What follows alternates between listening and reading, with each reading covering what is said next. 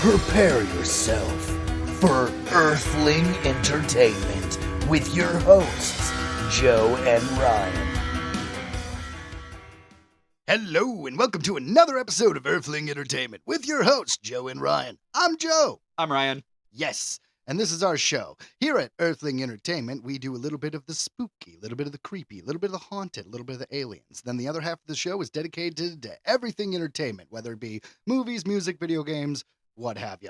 And we're glad to have you guys here and listening to our show. Thanks for joining us. Absolutely. So, Ryan, how was your weekend? You had the boys. You did some Christmas stuff, right? Yeah, we went up to the UAW hall around here, and they had Santa Claus there. Makes sense. And it was my 3-year-old.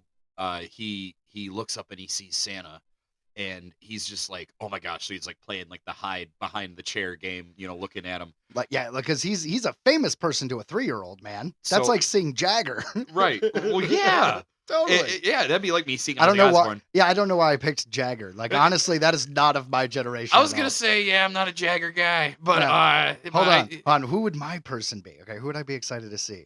Kevin Smith. Something very nerdy. Yeah, Kevin Smith, totally. Kane Hodder, the guy who played Jason Voorhees. That'd be good. All right. Anyways. Yeah, so he's checking out Santa. He's all geeking about it. So they had these coloring books on the table. So I flipped to this page where it's just like a big portrait of like a cartoon Santa head on there, and like a mask, like just like a color him in a coloring book. Okay. So I showed it to Salem and my 3-year-old, and I'm like, dude, is that Santa? Is that Santa? So he takes it from me, and he holds up the page. He holds up the drawing. And he's comparing it. Yes, and then he like looks over at Santa. Then he looks at the picture. Then he looks over at Santa. And he's like, All right, Dad. I think this checks out, dude. It was adorable. That's kind of amazing, right? But he's figuring stuff out. It was so cute to see that, and we had a great time there. They got their faces painted, ate some ice cream, good stuff. Good, and then the Lions won.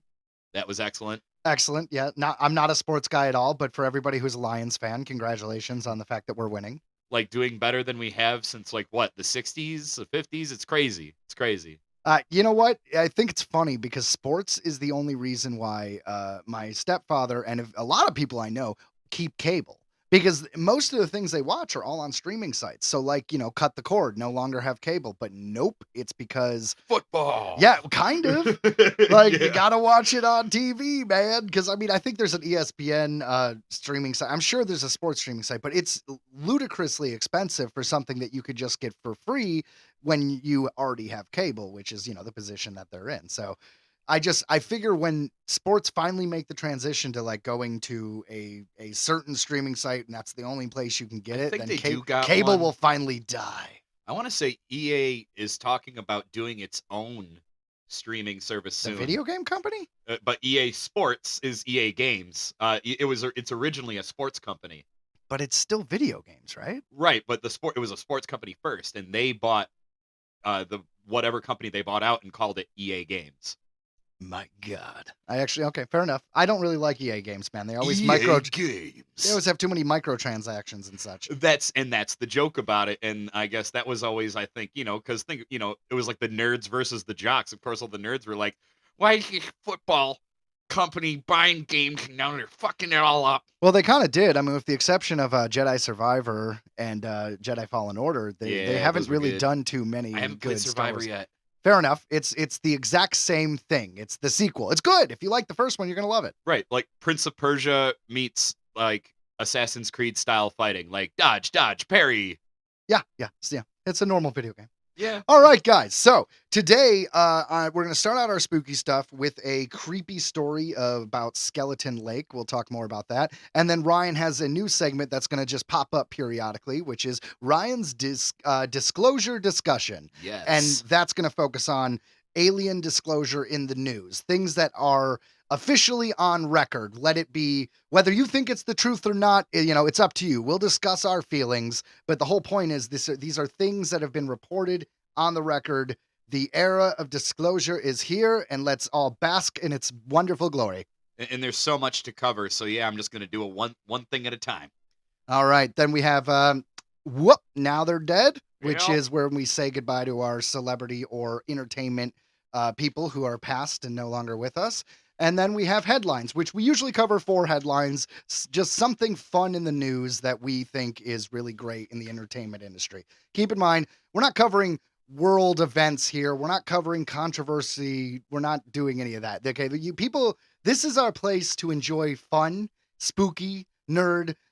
It's escapism. So, don't expect us to cover an unfortunate tragedy or something like that. Earthling Entertainment is for all. Yes, no matter what. All Earthlings. One of us, one of us. One way out. What? Oh, sorry. All right, yeah. Anyways, so we're going to jump into our first segment, which is, of course, spooky stuff. Skeleton Lake. High in the Indian Himalayas, a remote lake nestled in a snowy valley is filled with hundreds of human skeletons. Rupkan Lake is located 5,029 meters, approximately 16,500 feet, above sea level at the bottom of the steep slope of Trisul, one of India's highest mountains. In the state of Uttarakhand, the skeletons were discovered by patrolling British Forest Ranger in 1942. Ever since, Rupkan Lake has been known to many as Skeleton Lake. Skeleton Lake. Oh no! Dun dun! Depending on the season and weather, the lake, which remains frozen for the most of the year, expands and shrinks. Only, only when the snow melts are the skeletons visible. What? Sometimes with flesh attached and well preserved. Which makes sense, right? It's up in the Andes, that's going to be very cold. So, it's like refrigerated person. It makes Yes. sense. Yeah, I get it. To date, the skeletal remains of an estimated 500 people have been found here. In tourism promotions, the local government describes it as a mystery. We don't know what happened to those people. Don't worry about it. Nothing to see here. Move along. For more than half a century, anthropologists and scientists have studied the remains and puzzled over a host of questions. Who were these people? When did they die? How did they die? Where did they come from? One old theory associates the remains to an Indian king, his wife, and their attendants, all of whom perished in a blizzard some 870 years ago. Yeah, so that's a fun story, right? And that makes sense. So that would be why everybody would die at once by this lake, but the plot thickens if we keep going here. Another suggests that some of the remains are of Indian soldiers who tried to invade Tibet in 1841 and were beaten back. More than 70 of them were forced to find their way home over the Himalayas and died on the way. Another possible theory. Another possible. That's a horrible way to go. I do not want to freeze to death. Yeah, well, especially marching back from defeat because you're already feeling low. So morale's down, right? You got your ass kicked, and you're marching back home and you're really cold. Yeah, that's a bad recipe, man. Hey guys, I don't really want to be a Debbie Downer, but I'm gonna go ahead and say that this really sucks.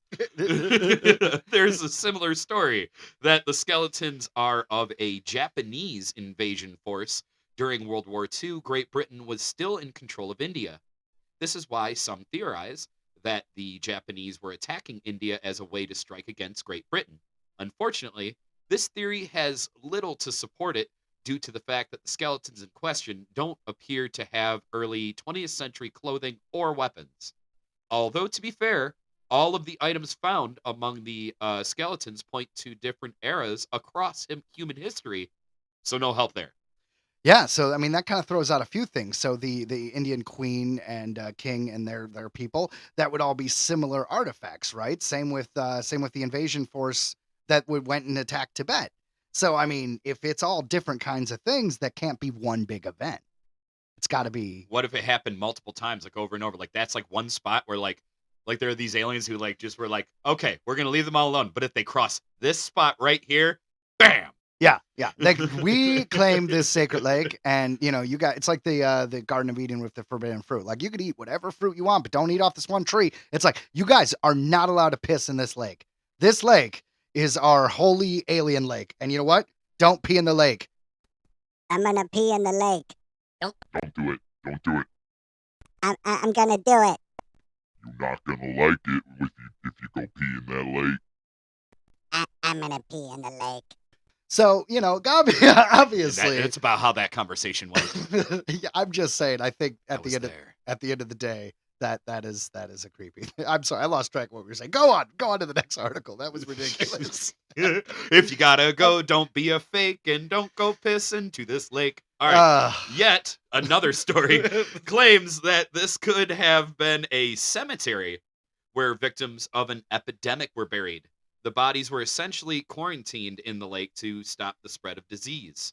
One can surmise that local legends must have emerged to warn/scare children and other curious travelers from entering the area. We could have done this in COVID. Yeah, that makes sense. I mean, they shove just everybody kept in a lake. tossing people over there. Into the lake. Yep. Into the lake. You're like, I just got a cold. Nope, go to the lake. He's feverish. Into the lake. Greg, we told you if you sneeze in my house, we are sending you to the lake. Hey, 6 fucking feet. In the surrounding villages, there's a popular folk song that talks about how goddess Nanda Devi created hailstorm as hard as iron, which killed people winding their way past the lake. Could this be where all the skeletons came from? An angry goddess smashing in the heads of those who have displeased her? I mean, I think so. Interestingly, some of the skulls do show damage to the top of the head, damage that never healed, indicating the injury was fatal. Okay, but the thing is that some skulls, right? So if everyone had these cracks, maybe, but that can't account for all of them because they all don't have that. It's like, well, Jerry was just a pussy. We punched him and he died. But I mean, that would suck though. Can you imagine being in like a giant hailstorm and like that's how you go? Like you never saw that coming. You just get hit with like a bowling ball size ice cube. You're like, really? I was just trying to walk to the market. Ugh. Like this is some bulls. Like, dude, why weren't we born in 2023 where we could just, make a podcast about this? Like those poor souls had to actually walk through the tundra and this is terrible. Sorry, this sounds horrible to me. I'm so glad I was born when I was born. Walking through the tundra. Walking through the tundra. Oh, he turned off the autotune. Okay, anyways. No, go ahead. I want to sing. Because, yeah, we got autotune now, guys. So we're officially, we're getting some tech. All right, yeah, I apologize. I'll quit pressing the buttons. Oh, hold on. We have a new device. I apologize. Yeah, we have a new device, and we're trying to figure it out as we go, and I'll admit it might be a bit distracting. So I'm done for a while. We can finish this article. I'm sorry. We're having fun with it. Earlier studies of skeletons have found that most of the people who died were tall, more than average stature. Most of them were middle-aged adults, aged between 35 and 40. Wouldn't that be old for back then? But, I mean, yeah. But there were a few babies and children. Some were even elderly women. All appear to have been in reasonably good health. Except for the cracks in their skulls from the giant ice cubes. And the whole being mummified and shit. All right. Originally, it was assumed that the skeletons were a single group of people who died all at once in a single catastrophic event during the 9th century.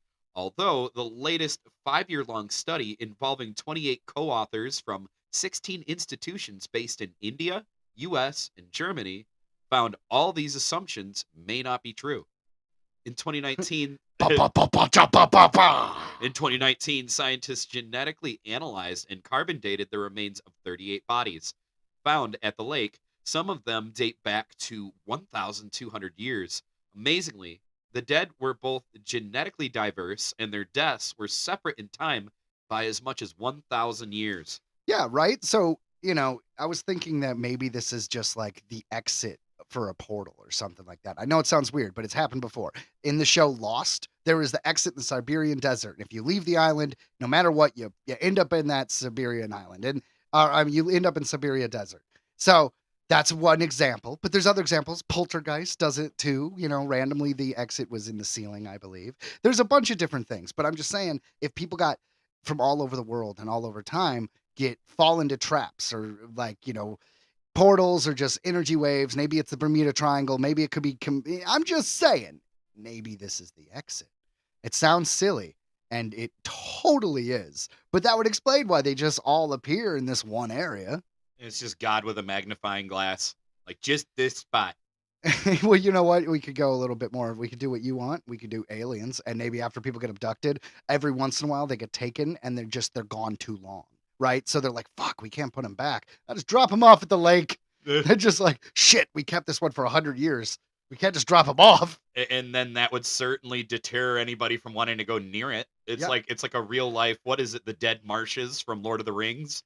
Like, that's fucking terrifying. Don't go to the lights. Don't look into the lights. Like, dude, fuck that part scared the shit out of me when I read it. Yeah, it is. Book. Like, it is definitely that part was scary in the book. So maybe the skeleton lake is like the dead marshes, man. And you know what? Forget my first theory of it being an exit. I liked it, but I also like the aliens just dropping people off, and then this is where they do it. Because you got to do it somewhere up in the Himalayas. No one will find him. No big deal. But just drop him off there. Yes. And then we will rendezvous for cocktails. Ha-ha! Aliens! High five! High five! These humans, they may be silly, but they make a great cocktail. This eliminates any explanations that involved a single catastrophic event that led to their deaths. It is not clear what happened at Rupcan Lake, but we can now be certain that the deaths of these individuals cannot be explained by a single event. And that comes from Eden Harney, the project researcher. Yes, I think she's the lead project researcher. Cool Irish name I've never heard before. Had to look up how to pronounce that. The genetic study found the dead comprised of diverse people. One group of people had genetics similar to present-day people who live in South Asia, while the other closely related to people living in present-day Europe.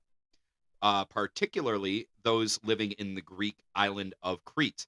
Oh man, Crete's its own set of like mystery and wonder. I was gonna say I know that I know the name of Crete, but I can't like put a finger on it. But I want to say that's like a lot of lore comes from there. Oh yeah.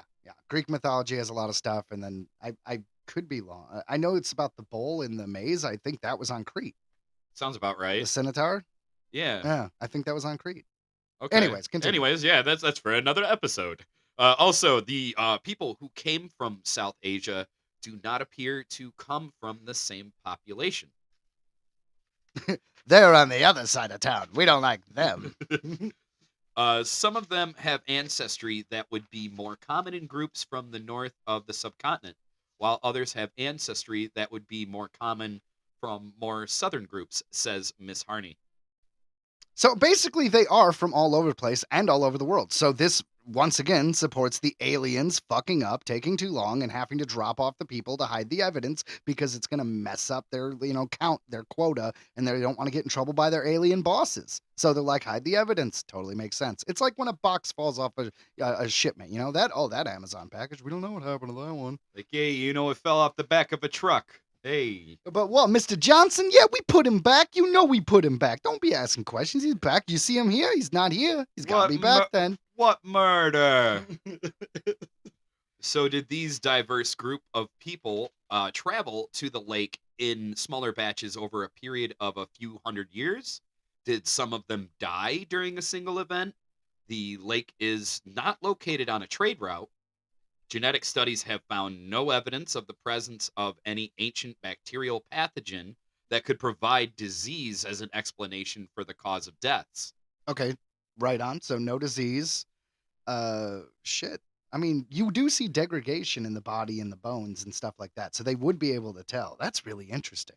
Because before we just read that was the most plausible in my mind. Like, because the actual idea of them, hey, go over there because you're sick to avoid a plague. That made sense to me. But I guess that's not the case. What if it was like human sacrifice from like a religion that like survived for a long time and it's only like one person for every year or whatever? So it's like over time it just accumulated and that's why Yeah, well, I mean, that would explain a lot, except the people from Europe and Crete. Yeah, I mean, yeah, that's totally. still an issue. It's so weird. So weird. This is a crazy story. Uh, where did I leave off? A pilgrimage that passes by the lake might explain why people were traveling in the area. Studies reveal that credible accounts of pilgrimage in the area do not appear until the late 19th century, but inscriptions in local temples date between 8th and 10th centuries, suggesting potential earlier origins. That's why some scientists believe that the bodies found at the site happened because of a mass death during a pilgrimage event. But how did people from the eastern Mediterranean land up at the remote lake in India's highest mountains? It seems unlikely that people from Europe would have traveled all the way from Rupkin to participate in the Hindu pilgrimage. Yeah, I mean, the Beatles did it, but that was the 60s. Or what? And there was a lot of LSD involved. Yeah, or maybe the people on Crete, that would explain a lot about the weird shit they saw on Crete. I mean, I'm sure they had mushrooms. I don't know if that's true, but continue. I just believe that like all ancient cultures had mushrooms for some reason. I could be wrong. I don't see a reason to fight you on that. Sure, why not? It's all possible, man. Or was it a genetically isolated population of people from distant eastern Mediterranean ancestry that had been living in the region for many generations? We are still searching for answers, says Eden Hardy, the project researcher. Skeleton Lake is one of the rare examples where the more research that is done, the more questions emerge. Maybe someday we'll know the truth. However, for right now, Skeleton Lake remains one of India's most intriguing mysteries.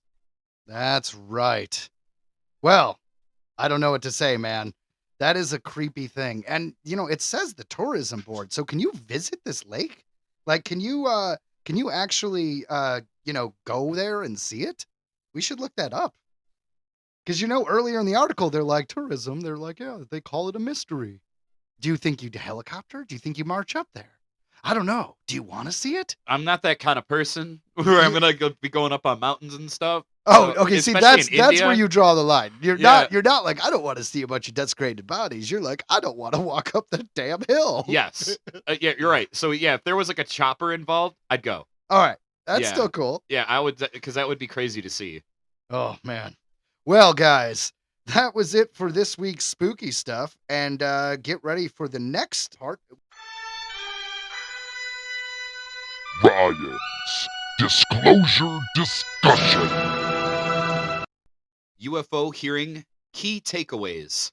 What a whistleblower told Congress about UAPs.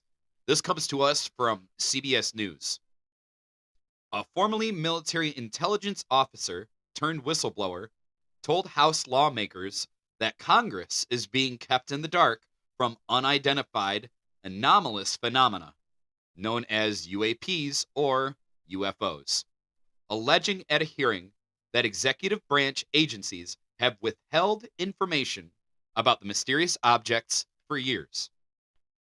David Grush, who served for 14 years as an intelligence officer in the U.S. Air Force and National Geospatial Intelligence Agency, appeared before the House Oversight Committee's National Security Subcommittee alongside two former fighter pilots who had firsthand experience with UAPs. All right. So the point is, these are reputable people. They're there. They were a part of it.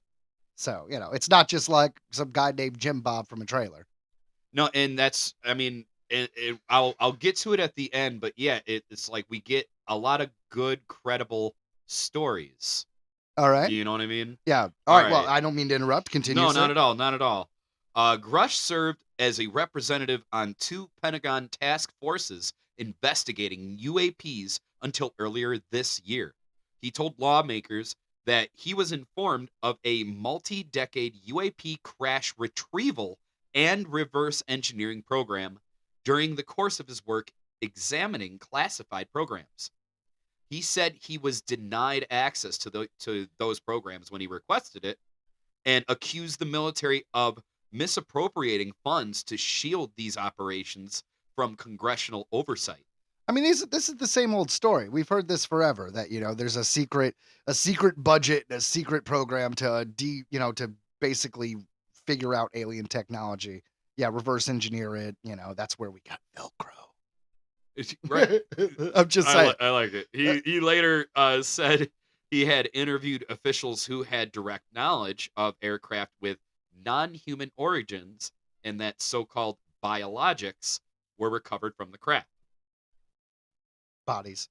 Members of both parties questioned how Congress should go about investigating the remarkable allegations, a reflection of the increasingly willingness by lawmakers to demand the executive branch be more forthcoming about the phenomena. We're going to uncover the cover-up, and I hope this is just the beginning of many more hearings and many more people coming forward about this, said Rep. Tim Burchett, a Republican from Tennessee.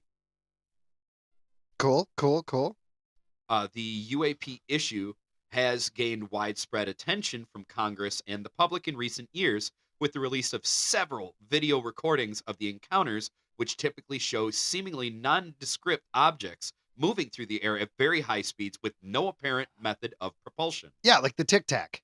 Right? Tic Tac, the Go Fast. Yeah, the Go Fast video is really crazy. I like the Tic Tac is really fun because those are always just like, well, this isn't even aerodynamic. And so how the hell is that flying? The way it rotates. Yeah. Like you see it rotate while it's moving. And what I love about the Go Fast is you listen to the pilot's discussion when they're like, "Woo, got it," and then you hear them like, "Look at them. There's a whole fleet of them."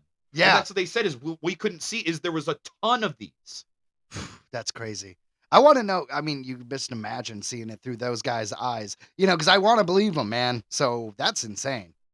The Pentagon's All-Domain Anomaly Resolution Office, which Congress established to investigate the incidents, has investigated roughly 800 reports of UAP as of May. While military officials have said most cases have innocuous origins, many others remain unexplained. Lawmakers say the military knows more about the objects than it has disclosed to Congress. Sue Go, a spokesperson for AARO. What's that name? Sue Go? Sue Go. Okay, like SUGO?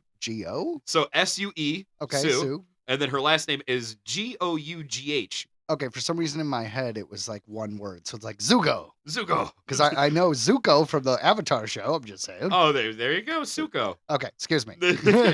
Said in a statement that the office has not discovered any verifiable information to substantiate claims that any programs regarding the possession or reverse engineering of extraterrestrial materials have existed in the past or exist currently. That's so silly, though. It's like we asked and they said nope, so we took their word for it. That's that.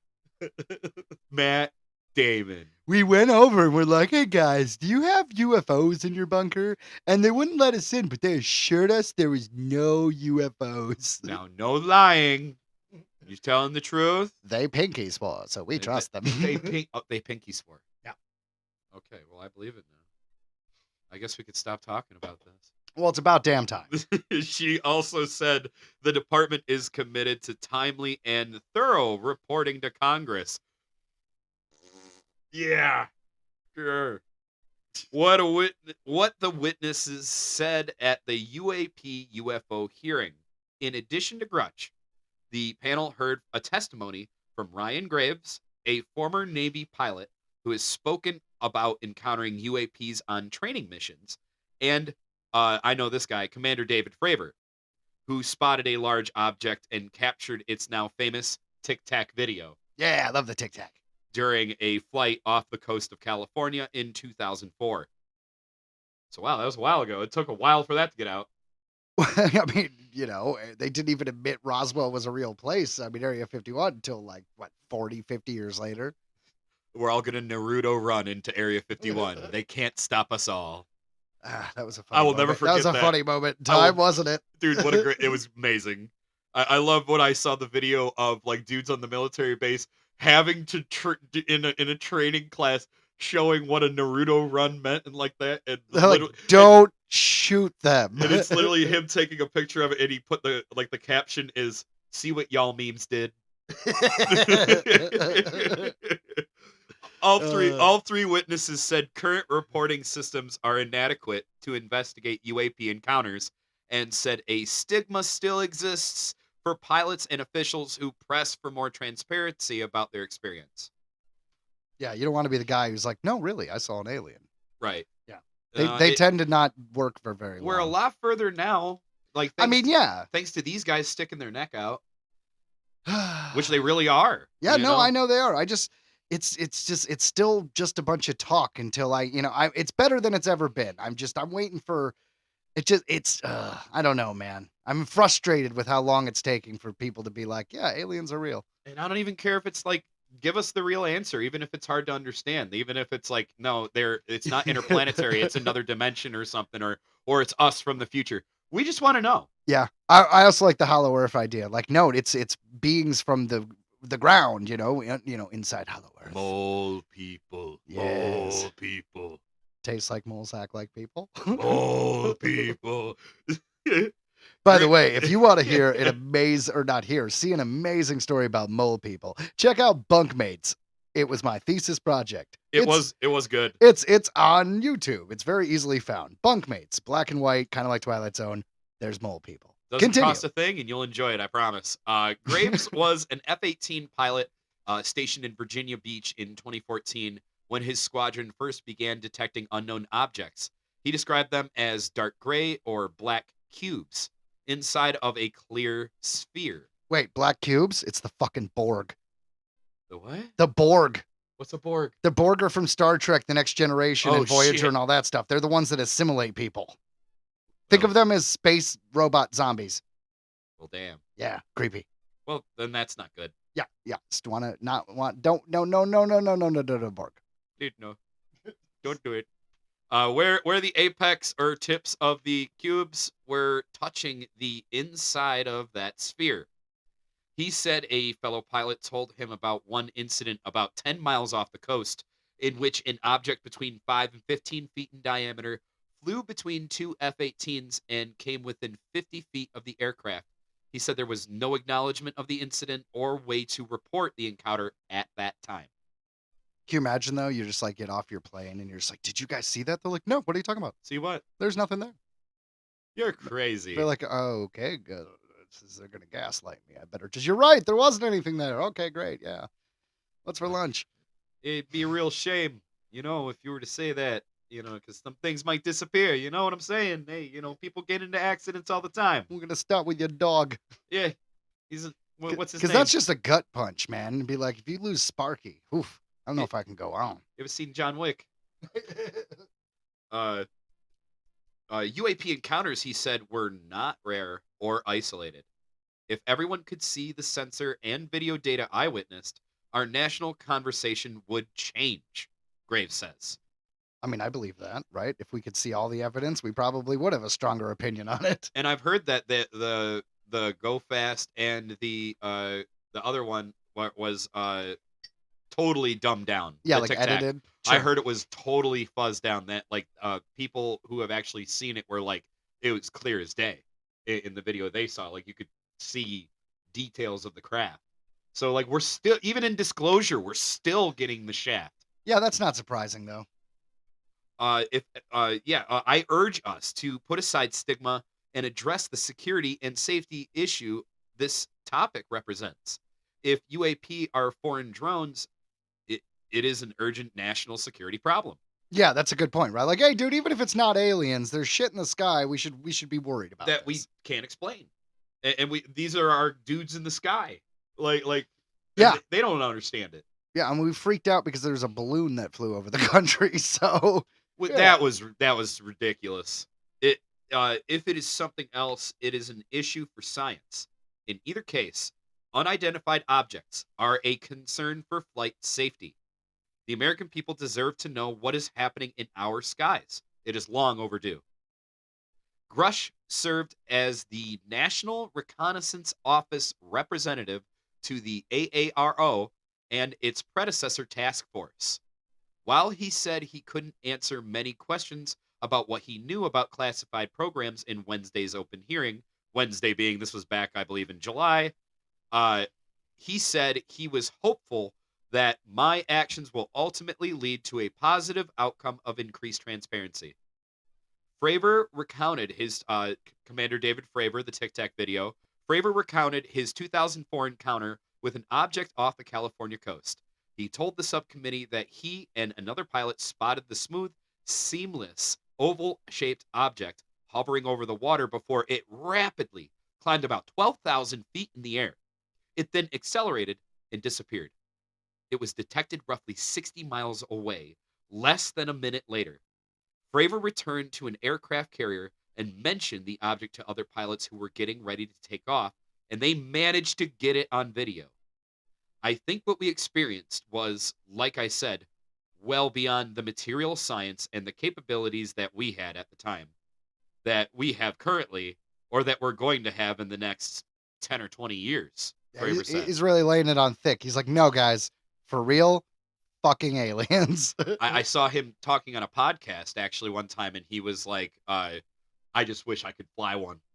He's like, man, I'd love to fly one. It looks like fun. Because it was so effing fast. Yeah, that makes sense.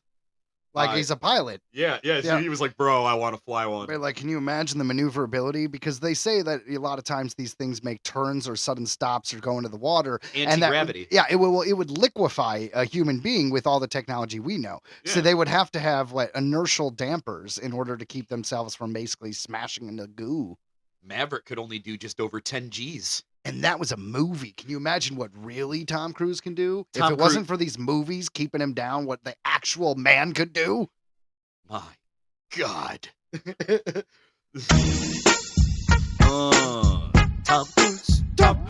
Tom Cruise.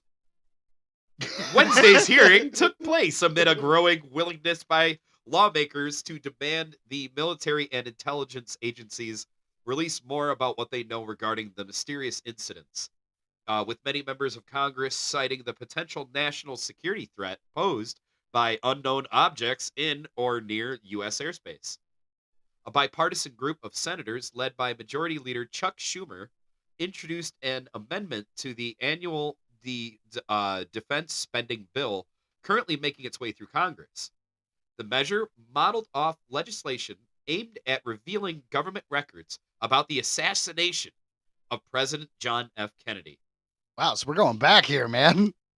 Would require executive branch agencies to hand over UAP records to a review board with the presumption of immediate disclosure.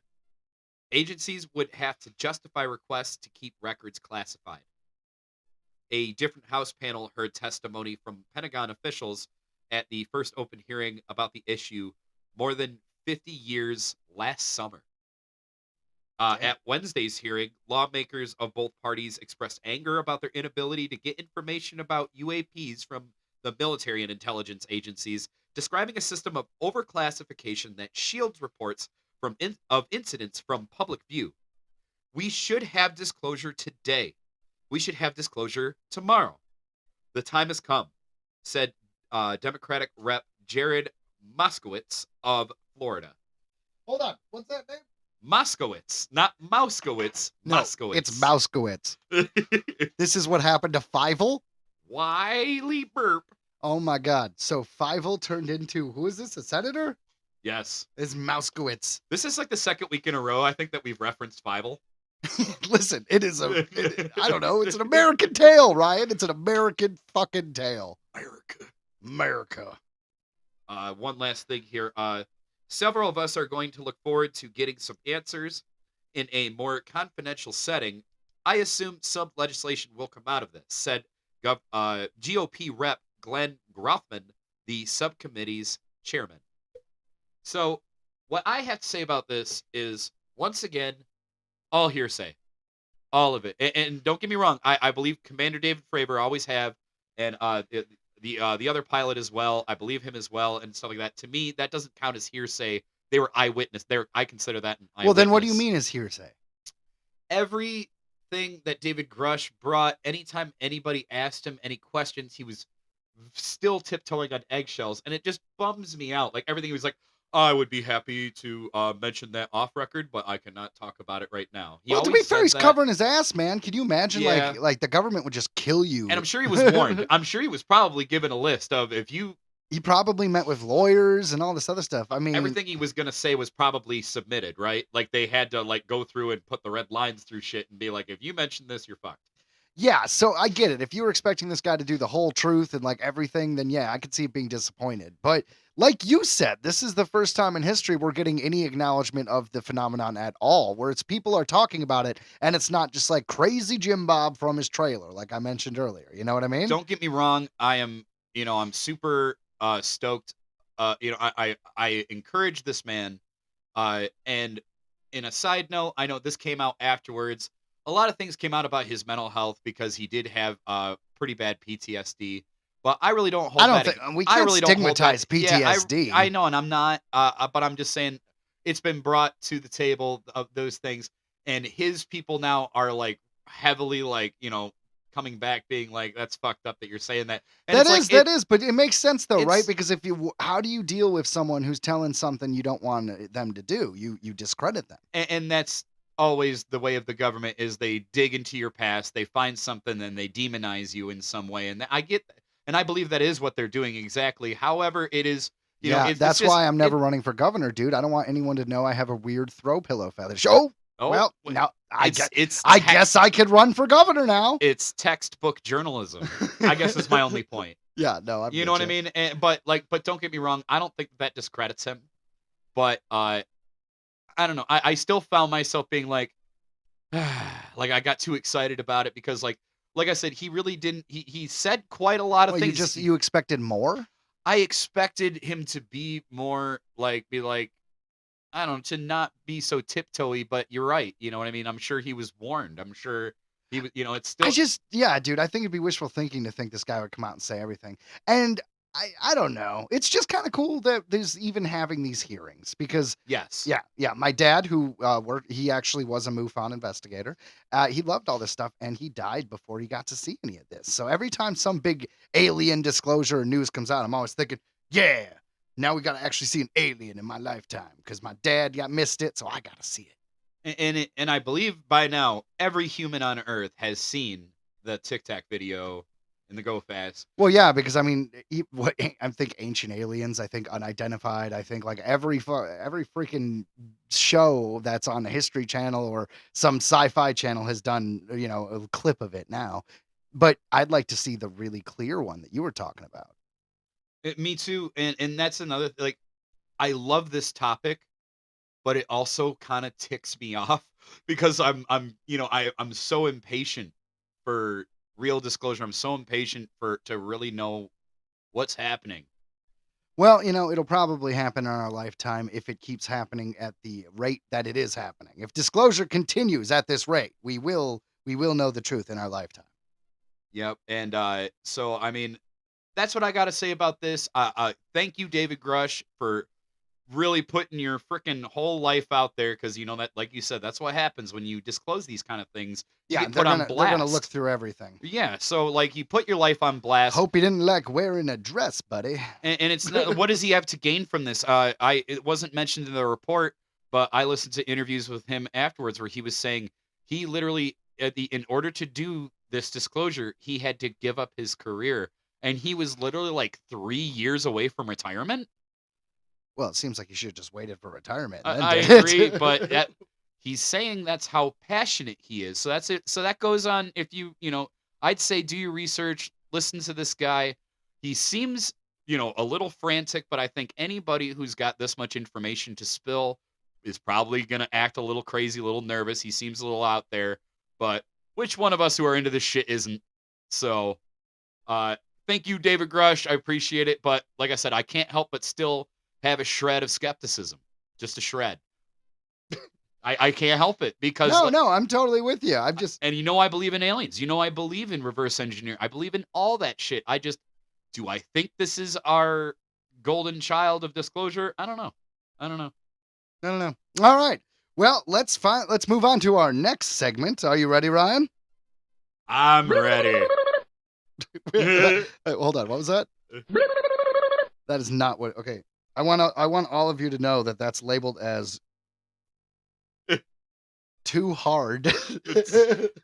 So hard. I don't know what that means. It's literally TOOHARD. It's too hard. It would make sense if it was like Beavis, like a. Yeah, I guess. All right. Anyways, next segment. Remember that guy? Remember that gal? Well, now they're dead. Shane MacGowan, lead singer of the Pogues, dead at 65. The legendary hard-drinking frontman of the Irish punk folk band, the Pogues, died early Thursday. His family announced he was 65. The Fairy Tale of New York songwriter died at 3 a.m. with his wife and family by his side, his band announced online. Okay, well, good. You know, if you're going to die, have your family around. And it seemed like he was in a good place in the end. Good. I don't know how to say this, so I'm just going to say it. His wife, Victoria Mary Clark, also wrote on Instagram, "There's no way to describe the loss that I am feeling and the longing for just one more of his smiles that lit up my world. The love of my life and the most beautiful soul and beautiful angel." Some of them... Oh, my goodness, I jumped to a different... Wrong page, people. A cause of death was not immediately clear on Thursday, but MacGowan, known for his heavy boozing and drug use as well as his mouthful of rotten teeth, had suffered. Mouthful of rotten teeth gotta suck, man. Just get them pulled, man. Well, Get some dentures. I'm serious, though. My teeth hurt like when I have a cavity. I can't imagine having a mouthful of rotten teeth. Jesus. I hope that was a little bit of a show and not real. That's horrible. I had to get a root canal once. That thing was dead. Oh, man, that shit sucked. Ugh. All right. Sorry, the teeth thing bothered me more than the drug use. No, you're right. No, brush your teeth, folks. He received treatment in December 2022 for viral encephalitis, an enlargement of the brain, and spent more time in the intensive care unit over the summer. MacGowan, who had been in a wheelchair since 2015, was back in the hospital earlier this month for an unknown condition. He was only discharged last week. Born in Kent, England, on Christmas Day, 1957. Oh, man, you'd have to share your birthday with Jesus? No one would ever remember you. Maybe that's why he was so pissed off. Oh, that's what caused a life of drinking and drug use, is this fucking Santa stealing my thunder. Not even worried about Jesus. Fucking Santa. Dude, he had to get screwed on gifts. There's no way you don't get screwed on getting presents if your birthday is on Christmas. I know. Dude, fuck being a parent whose kid, like, I would not want my kid born on a holiday. Like, no. That'd be rough. There was one exception, as I went to elementary school with a girl named Madison. Don't ask me why I remember her name. Beyond the fact that her birthday was on the 4th of July. And I was so jealous because it's like, you get fireworks every year. I would lie to my kid up until age like 6 and be like, this is all for you. That's good. I like that. Right? He demonstrated his storytelling abilities from a young age. He won a Daily Mirror Literary Prize when he was just 13. That's intense. And earned a scholarship to Westminster School in London for his essays. "I didn't last there very long," MacGowan told The Guardian in 2013. "I got nicked for smoking a joint and was kicked out." Oh, yeah. That sounds like that's this guy all the way. That checks all the boxes. Yeah. With his music, MacGowan sought to bring the power of the Irish folk music to the rock scene as he drew from literature, mythology, and the Bible. "We just wanted to shove music that had roots and is just generally stronger and has more real anger and emotion down the throats of completely pop-oriented pop audience," he told NME in 1983 as the band was getting off the ground. Yeah, that's a really punk stance at everything. That's what I loved about them. They're a very different, like, Irish punk. Irish kind of band, yeah. So a little bit of Floggy Molly, a little bit of Dropkick Murphys. But, like, just real gritty. And almost like just a slab of Nirvana in, like, the grunginess of his voice. He had a very grungy voice. Like, it was true punk. Like, he wasn't trying to sound pretty. He was trying to send a message. Nice. He frequently wrote about the Irish culture and nationalism, as well as the experiences of the Irish diaspora, including his support of the Irish Republican Army. He supported the IRA. I was ashamed I didn't have the guts to join the IRA, and the Pogues was my way of overcoming that. MacGowan admitted in Julian Temple's 2020 documentary, Crock of Gold, A Few Rounds with Shane MacGowan. He was celebrated by many of his peers as one of the greatest songwriters of his generation, but he was also known for his heavy boozing, often leaving him stumbling and slurring his words at shows. He was ultimately fired from the band he helped form in 1991 after failing to turn up for live shows during a tour of Japan.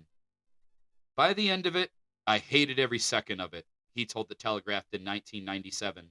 They'd moved so far away from what we were doing in the first place. I didn't like what we were playing anymore. Oh, that sucks, man. When you get disillusioned by your own work, right? You're successful, so you have expectations. People have expectations of you, but you just don't care anymore. You're just over it. That sucks. And we've seen that shit happen. I You know, mean, yeah. it's people get chewed up and eaten out by the business. Other people in a band or in a group, whatever it may be, they change, and sometimes you don't change with the people you're working with, and suddenly your ideology or just how you feel about things just doesn't line up anymore. Dude, preach. Dude, that shit, yeah. I've been in many bands, many bands. I refuse to knuckle under and become professional. I love that. I refuse to knuckle under and become professional. I will not Knuckle be. under. I've never heard knuckle under. He, like I said, he was born in London and praised the Irish culture. So I'm sure there's a lot of idioms we have no idea. Sure. This was in 2000. Sinead O'Connor reported MacGowan. Sinead O'Connor. Thank you. Yeah, Sinead O'Connor was a singer, and she was on SNL in the late '90s. She like ripped the picture of the Pope and got in trouble for it. The one with the shaved head. Oh yeah. Yeah, that's Sinead O'Connor. She just passed away not that long ago too. I was unaware of that. Oh no, I think I did hear that. Yeah, you're right. Yeah, because although that video went back around of her ripping the Pope picture. right, and it's so nice that at least now everybody understands why she did it. Yeah, it makes a little bit more sense for sure. Because she didn't really explain it. Well, at the time, yeah, she was trying to make a different kind of point. But yeah, all right, Sinead O'Connor, continue, please. Thank you. Reported that MacGowan to the police for heroin possession, hoping to discourage him from using. Well, that's a good friend. Honestly, that's a good friend. That's a tough friend, right? Because you can't help but be mad at the person who turns you in, but then it's like ultimately, hopefully, it's like you understand why. Well, unfortunately, in today's day and age, I think a lot of people know somebody who fucked up. And it's like, I know two people who died of heroin that we used to hang out with. That's so right. yeah, that's right. And sometimes you got to get them help one way or the other, and do something. Do something. Well, she tried to do something. Yep. Despite his initial fury, MacGowan would express his gratitude to O'Connor in later years for helping him get off the drug. He then rejoined the Pogues for a reunion in 2001. Which lasted until 2014. Good for him. Yeah, it is nice. Everybody likes a comeback. Yeah, dude. I'm so that's I didn't know that part of this story because I was just a fan of their music. I've listened to their music, but I never really did any dives on it. Sure. For his work, MacGowan earned the Ivor Novello Songwriting Inspiration Award in 2018, following 5 Pogues albums and solo releases. MacGowan is survived by his wife, Clark, whom he married in 2018. It's kind of weird to specify that. I was going to say that was that was that long ago. But more importantly, why? Exactly. Why did you specify that? I feel like it would be better to be I was hoping they were like in love for forever. like 30 years. Yeah. This chick who really wants his money. I mean, his new wife. His sister Saban and his father Maurice. R.I.P. dude. I love your music. It's become a staple of my Irish music guilty pleasures. Yeah, you say it's one of your St. Patrick's Days go-to when you're jamming to all the I mentioned Flogging Molly, Dropkick Murphys. Now we got the Pogues. Well, now you've had the Pogues. I am going to listen. I'm going to do a deep dive on these musics. Bro, it's if you want to listen to some Irish music that doesn't give a fuck, the Pogues. The Pogues. I can't think of a better send-off than that. All right. You will be missed, bud. He will. He will. That bummed me out. That's why I'm glad we were able to cover that this week. He just passed a few days ago. All right, moving on. I think it's time for Earthling Entertainment headlines. David Zaslav says canning Batgirl was necessary. This comes to us from Collider. Yeah, so for those of you who don't know, Batgirl was a movie that was going to come out. Michael Keaton was going to play Batman again, and it was going to be a straight to HBO Max movie. Yeah. And yeah, just like, Blue Beetle, except Blue Beetle got released into theaters and Batgirl got shelved, which means we will never see it, which means there is a complete movie. They shot it. They did special effects. It's complete. It cost a lot of money. And it's just gone. And Ugh. I'm sad about it because Brendan Fraser played the bad guy. Yeah, he played Firefly. And that ticks me off. Like, anytime we're robbed of a Brendan Fraser role now, I'm like, God damn it. I know. All right, jump into the article, bud. Last year, David Zaslav famously decided to shelve Batgirl before audiences could have a chance to experience it, using it as a tax write-off. Boo. Now, more than a year after the decision that rocked the industry, the executive has indicated that he still believes he made the right move. Well, yeah, you already. I mean, it's good to if you're going to already cashed it in. Yeah, well, it's good if you take a dump to stand by it. I mean, he doesn't have a choice. Like I said, he cashed it into the government or whatever for taxes. Bullshit. Sorry, I have feelings. During this year's edition of the Deal Book Summit via The Verge, Zaslav explained his thought process. What content is going to help us win? The content that wasn't, we made a strategic decision on. It was difficult and it was painful. But I think it was the right decision for the company and it was necessary. You know what I think, Zaslav? I think a right decision for the company would be to, I don't know, make a good movie. All right, so hear me out here. David Zaslav he's the head of Discovery. Now, Discovery recently purchased Warner Brothers, and now that's why all these things have happened. Is he's running Warner Brothers, and to be fair, Warner Brothers was not doing great before he came in. The president before him was the one who made the stupid decision to release all of the 2020 movies to HBO Max as well as theaters same date release, and that cost them millions upon millions of dollars, and it broke relationships. Like Christopher Nolan said, I went to sleep working for one of the best studios in the world, and I woke up making a TV movie. He was so pissed when they released Tenet out on HBO Max. So pissed that every movie he's done has been Warner Brothers. You know what he did? Fuck you. He moved to Universal. Oppenheimer, his new movie, is Universal. And that did very well. I'm just saying all of this is because of the last president of Warner Brothers. So to be fair, David Zaslav came in and was just, I'm not saying all of his decisions are great, and I really don't agree with the Batgirl one, but I mean, he was trying to right a ship that was headed in, I don't want to say a sinking ship because Warner Brothers was okay, but they were making some bad decisions. They got to bring back the frog. The WB frog? I'm saying you bring that motherfucker back, we will come to theater. Should be opening I liked the WB frog. Didn't people get mad because they thought it was racist? How? I don't know, man. He's a frog. They did the same thing. They did the same thing with the Taco Bell dog.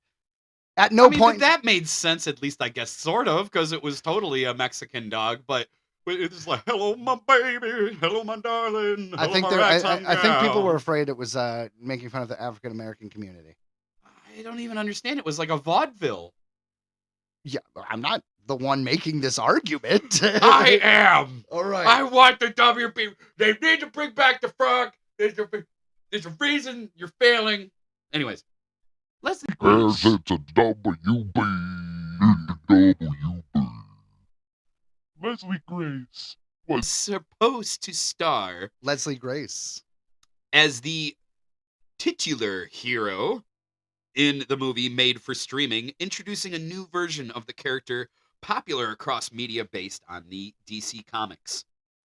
Barbara Gordon felt inspired by Batman's crusade against the criminals of Gotham City, taking on a mantle of her own that would allow her to fight back against her city's most violent criminals, even if her father, Commissioner James Gordon, played by J.K. Simmons, would have never approved of her life as a vigilante.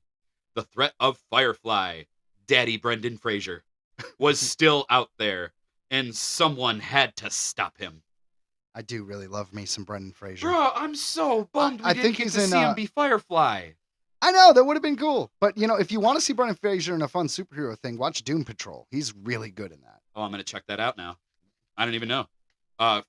For his work, MacGowan earned the Ivor Novello Songwriting Inspiration Award. Oh, You skipped to the my wrong God, one. No, Look, we're talking no, about Batgirl, man. no. With Simmons as Commissioner Gordon, There it we could go. be There we- easily hold on. assumed that the movie would have taken place in the current iteration of the DC Extended Universe.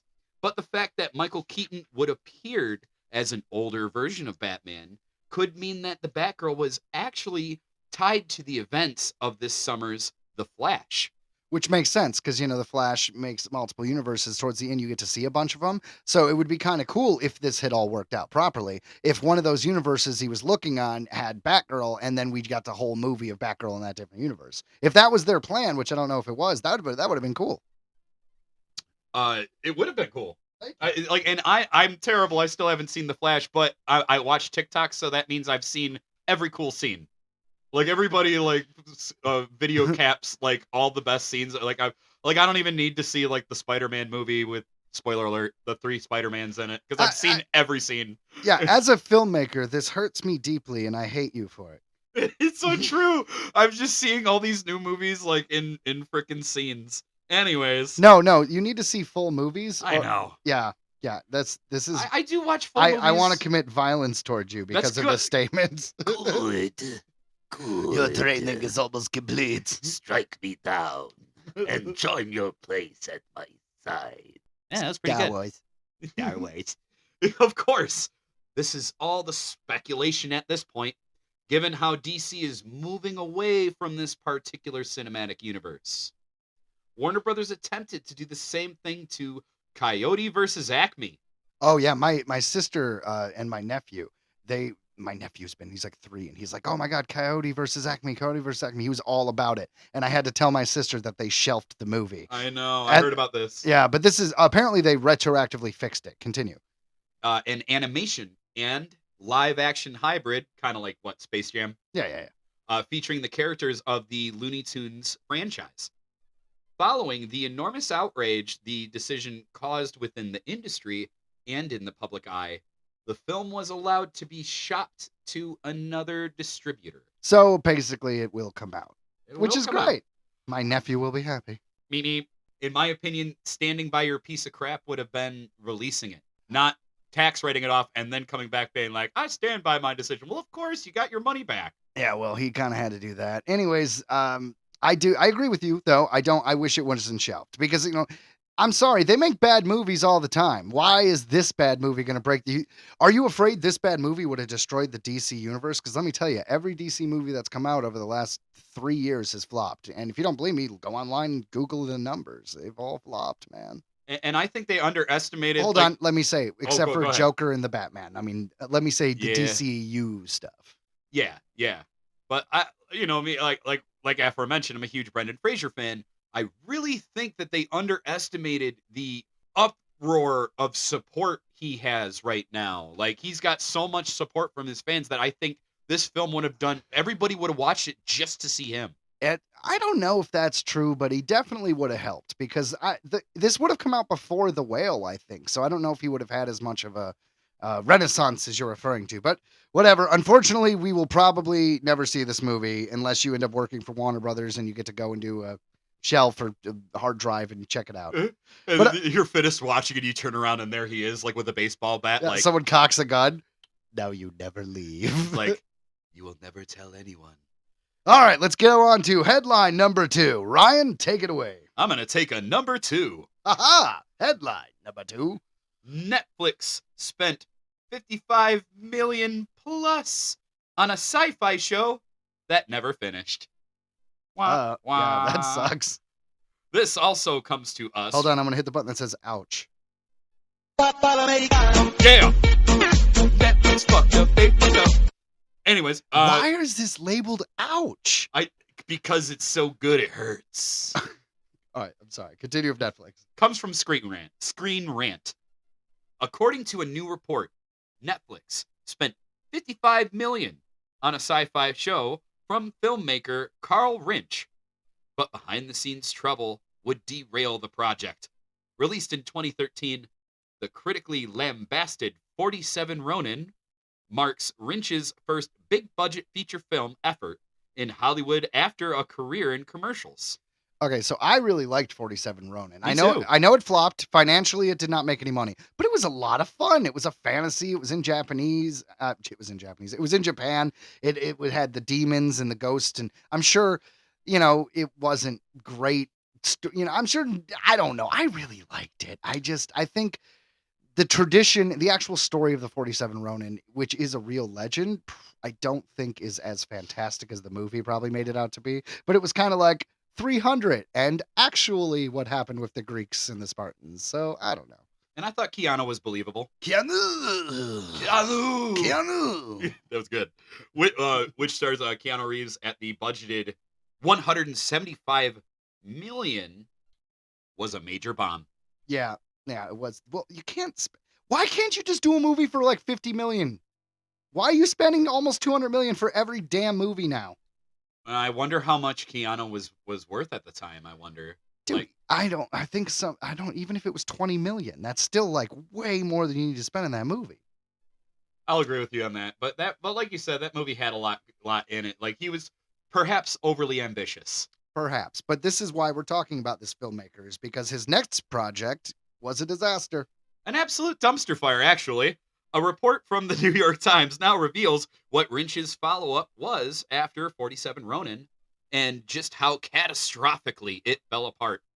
According to the report, Rinch turned his attention to an original sci-fi show that would eventually become known as Conquest, which became a hot commodity in 2018. Netflix would pick up the project with an eight-figure offer and the promise that Rinch would get the final cut. I mean, that seems like a weird offer to give someone whose last movie just flopped. I was about to say, a little risky. Yeah, it seems like Netflix is making, or at least was making, poor decisions. Maybe they deserve to lose $55 million. We're all sitting at that table. Whose idea was it to give that Rinch guy the... There's a guy like me at the table like, I liked it. Yeah, he was really good. Keanu was awesome. Oh, man. After the deal was made, however, the project would reportedly become plagued with behind-the-scenes issues and erratic behavior from Rinch, and not a single episode was delivered. Dude, that's pathetic. Yeah, that's rough. The initial interest in Rinch's... Wait, hold on, though. Was there any footage? Because maybe we could put it together to make a documentary about how terrible it was. Who knows? Who knows how all that's going to work, If right? Netflix was smart, they would do that with any footage they may have. Right, if they own the rights to it, yeah, we could be like, why this sucked? Yeah. By Netflix. By us. Why we fucked up. Sorry. All right. The initial interest in Rinch's show came at a time when streamers were spending more than ever to bolster their libraries and attract subscribers. The NYT report reveals that Amazon was initially in line for the project, but Netflix swooped in at the last minute with a sweeter deal, agreeing to pay $61.2 million in installments for the rights. So they do have the rights. Yeah, well, Amazon must have not wanted it that bad because they spend a lot of money. They're the ones who spent like all the money on the Lord of the Rings stuff, so they must have been like, meh, you could have it. Just throwing around money that I will never see in my lifetime. The Organic Intelligent, OI, who are deployed as peacekeepers around the globe. When the OI's true mission is revealed, however, conflict erupts. Netflix gave Rinch almost complete creative and budgetary control over the show at a time when the creator was already embroiled in legal disputes with a different production company due to problems during the making of Conquest's proof of concept episodes. All right, so strap in, guys, because this keeps going. This is a deep rabbit hole with this guy. After the globe-trotting Netflix production began, things would quickly fall off the rails due to Rinch's reportedly erratic behavior. This behavior including espousing strange theories about COVID-19 and its origins. I mean, to be fair, I could kind of see that. Including claims that he discovered the coronavirus signal emanating from within the Earth. Okay, I never went there. And that he could predict lightning strikes. All right, see, I like that because it's like, all right, you know, he's a little wacky, he's a little whack too, and I could predict lightning strike. All right, I am Raiden, yeah, right, he's Lord of crazy. Storms. It just feels like that's just the cherry on top, where it's just like, man, this guy's like making really gross ice cream, but I guess I'll have a bite. Now I will poop on it. Okay. On Thor. That's where we drop the line. You're Thor? Well, it hurts. That was stupid. That's straight from Robin Williams as the genie. That was still stupid. I love it. Note, Rinch claims, per the NYT report, that he has been diagnosed with autism and attention deficit hyperactivity disorder, both of which he takes medications for. Sorry, guys. Sorry. I have ADD. Thought that we were getting a signal of COVID from the ground. ADD, guys. Don't worry about it. Like, you for the thought, yeah. Yeah, you thought that was weird. Oh, I'm sorry. Sorry, guys. Got ADD, ADHD. You know, I got a little bit of that. I take some pills for that. So now I can predict storms. I'm not making fun of people with ADD. I have ADD. That is ridiculous that he's using that as an excuse. That's Autism, That's maybe. what we're making fun of. Yeah, to be clear. Yeah, we are making fun of this guy because he is making obvious excuses, which are completely bullshit. That's what I believe. I believe in God. Anyways, other instances What of the fuck was that? that was from Tenacious D. Oh, It's like the hidden track at the very end of the they're, album. yeah, they're doing the weird voice. And they're- I believe in God. Yep, they're baked as you can tell they're so high, and he's just like, "Do you believe in God?" And Rage Cage goes, I believe in God." All right, so guys, if you want to know about a secret track to an album that came out in 1998, there you go. Bro, Tenacious D, that tribute album is still one of the best comedy albums of all time. Period. Top 3, definitely. No argument here. Other instances of Rinch's reported erratic behavior during production includes conflicts with his wife, who is now seeking a divorce, including his claims that she tried to have him assassinated. Just because I'm paranoid doesn't mean there aren't people out to get me. Rinch was also the subject of complaints from the show's crew, and as Conquest missed more production milestones, Netflix pulled the plug in 2021. Rinch would reportedly then bet the remaining $11 million on cryptocurrencies. Did he win? Doesn't say. Using the profits to buy a fleet of Rolls Royces. So I'm guessing he did. If he got a fleet He's like, of Rolls Royces, this yeah, guy he just won. seems a little loopy, right? He's But like, apparently good with cryptocurrency. I guess when you got 11 million to toss well, around. that's why I do believe he's autistic, man, because I have met people who are just super hyper focused on a particular business, or like someone like my one buddy who is autistic. He's great at the stock market. He can just see things that I can't. I don't know. It is impressive. Definitely good. Definitely good. It's kind of hard to have a conversation at times because he's literally focused as he's like looking at his phone and looking at the computer like as you're talking to him. It's one of those. Rinch is currently engaged in a legal dispute with Netflix, with the filmmaker claiming that the streamer contractually owes him $14 million. On top of it, I gambled your money, but you know what? You guys owe me. I hate to say it though, he might get it, or at least some kind of thing, because he technically did what the contract said. He went in there and he made this, even though it was terrible. Well, he never He did delivered an episode, so did he? He didn't make it. As long as that's in the wording. If they have it in the wording where it's like, you need to have at least so odd I don't know. episodes to get paid. But he didn't deliver a single episode. But he did try.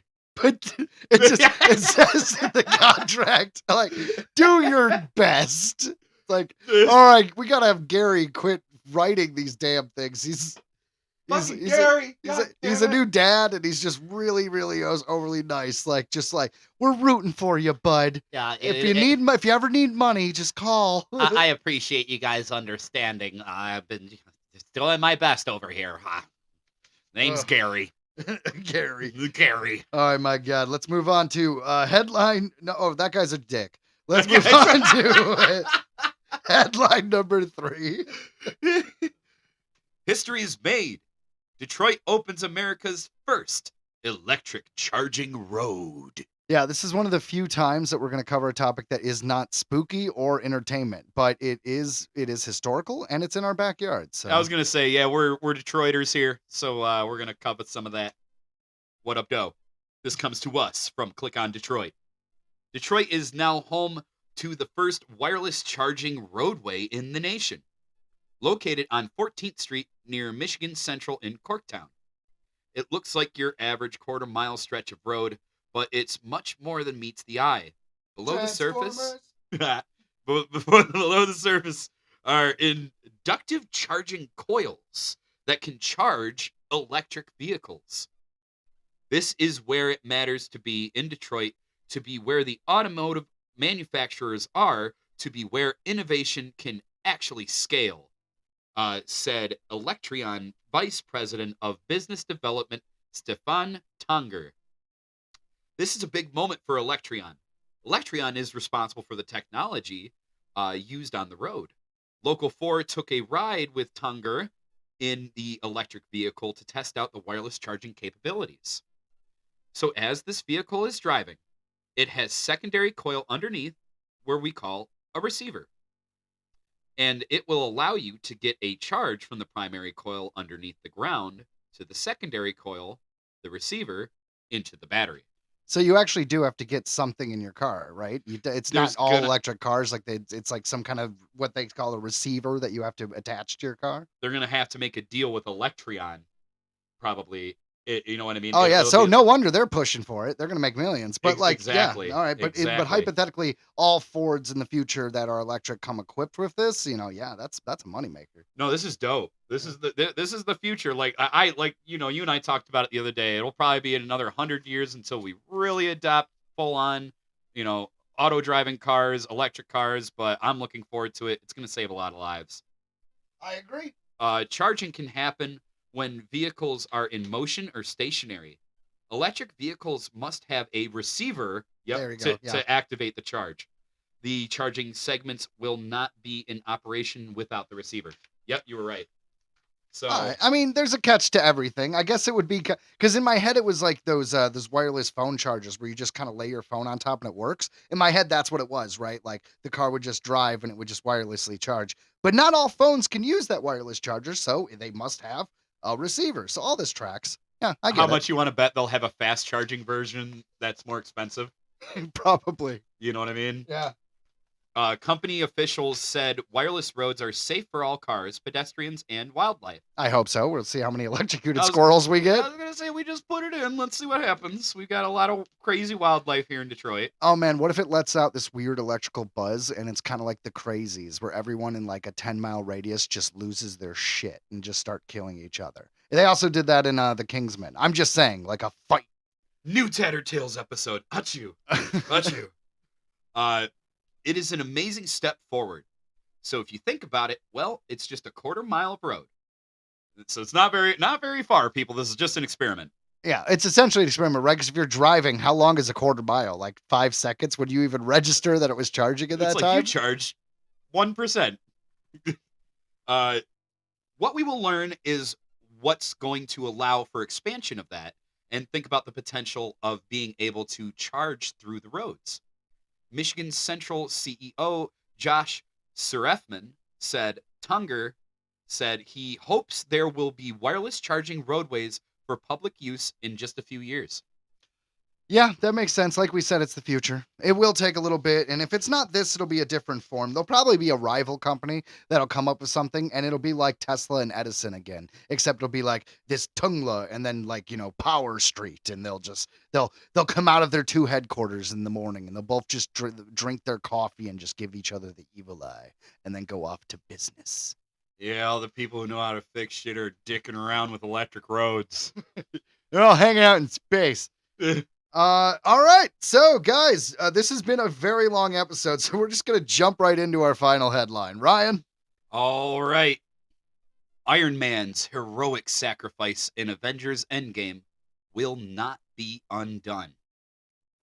Good. Good. This comes to us from Nerdist.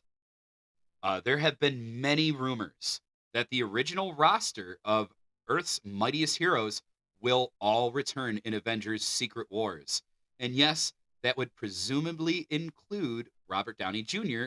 as Iron Man Tony Stark. But via One Variety, could presume. we've learned that in a recent story on Downey for Vanity Fair, Marvel Studios head Kevin Feige said that there are no plans to bring Tony Stark back from the grave. Iron Man's heroic death in Avengers Endgame, in which he saved the universe from Thanos, was just too important to undo. Here's what Feige had to say. We are going to keep that moment and not touch that moment again. We all worked very hard for many years to get to that, and we would never want to magically undo it in any way. Marvel Studios. I do agree with that, right? Like it was Yeah. the common at that point it was like 25 or like 22 films. It's a combination of so many. Like you know how you think that James Bond has a lot of movies up at, all the way to Endgame, just the same amount of movies. So many. Yeah, so many. And we all know this. Robert Downey killed it. Like he is Tony Stark.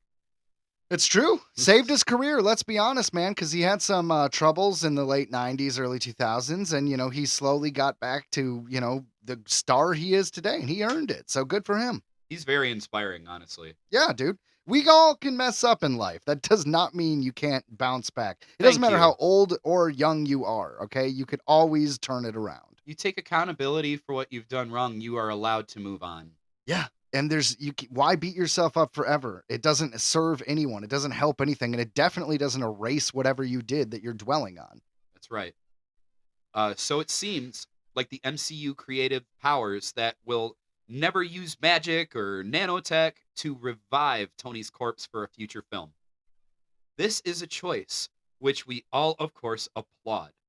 However, we must point out that Feige very carefully worded that response. It's safe to say we could take Feige at his word, and the MCU won't resurrect Tony Stark that we knew and loved in the 11 films. Yeah, but we've seen characters look different in different universes. Like Loki shows a perfect example with all his variants. So we could very easily have another Iron Man and Tony Stark show up from a different universe. And is that the same thing? Is that what he's talking about when he says he won't bring him back? You know what I mean? I don't know. I think it's time for Alligator Iron Man. It's so time. Dude. Iron Man's death will not change. But that does not mean we are never seeing Robert Downey Jr. play him again. Okay, well, I guess flashbacks, right? That's where I was going to bring up after when we discussed here. I mean, they could de-age him if there's like a scene that takes place. I could totally see the scene right now. I'll say it at the end here. I got one last paragraph here. Right now, we are in the middle of the MCU's multiverse saga. And we would want to be genuinely shocked if we did not encounter a multiversal variant of Tony in Secret Wars. And for that matter, a variant of Natasha Romanoff.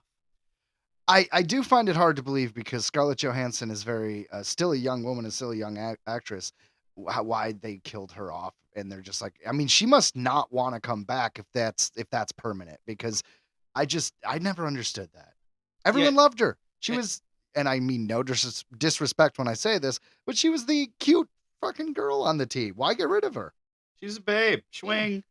And they did Endgame before Black Widow.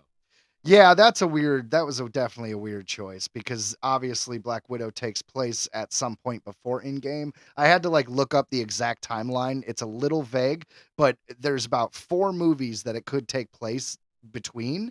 But the only thing that's for sure is definitely after, before, not in Endgame, Infinity War. Endgame. Yeah, sorry. Yeah, sorry. And I really thought that movie, obviously there's a lot of problems with her contract and all that stuff. And I understand that. You're talking about the Black Widow movie? Yeah. I liked the movie. I thought it was great. And I think that they screwed her over on promotion because they were all jaded about the whole lawsuit thing. Well, they screwed her over because she was in her contract. She makes X amount of money due to box office. And because they released on Disney Plus, and basically she was guaranteed to not make that money. So she could prove legally, mathematically, that she lost X amount of money because of their decision to put it on day and date release. Also, I do think there was something in the contract being like, this will be a theatrical film. Yes. So they were in breach of contract. So I do agree with her. Yeah. I mean, and honestly, I like what?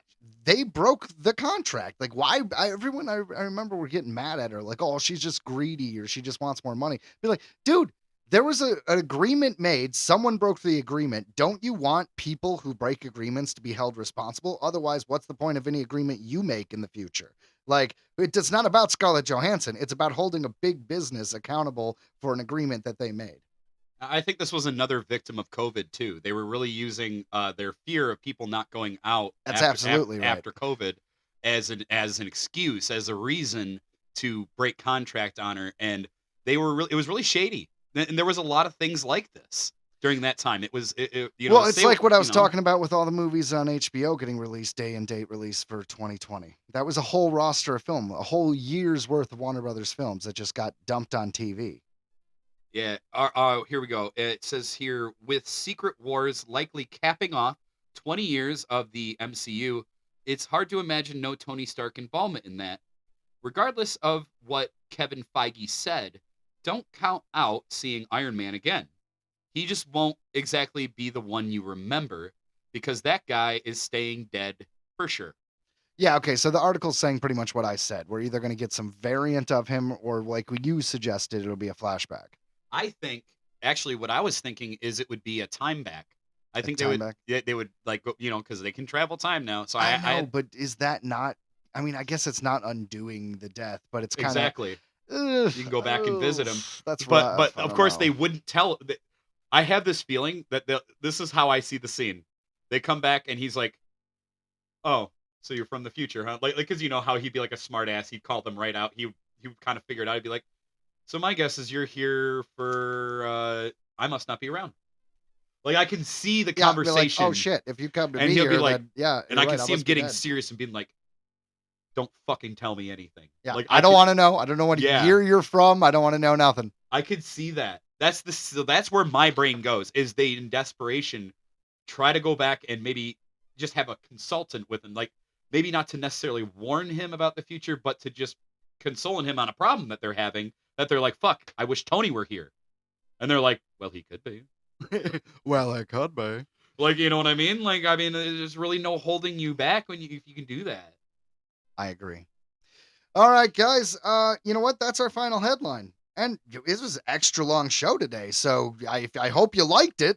I know I did. That was a lot of fun, Joe, dude. This is sweet. Well, you know what I mean? It's like I do the show notes every week, and we came up with some good stuff, but when Ryan said he wanted to do his disclosure discussion, I was all for it.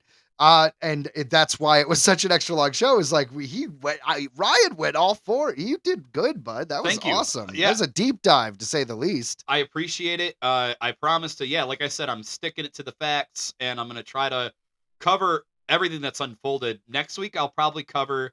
It's an old one, but I want to cover the initial report that the government gave us. Remember that? It was a couple years ago where they like released this 7-page report. I would like to go over that. Hey man, I'm down. So do that, so we'll say that'll be coming up in the next few weeks. Maybe not next weekend, but perhaps next weekend. But either way, it'll come up in a few weeks. And yeah.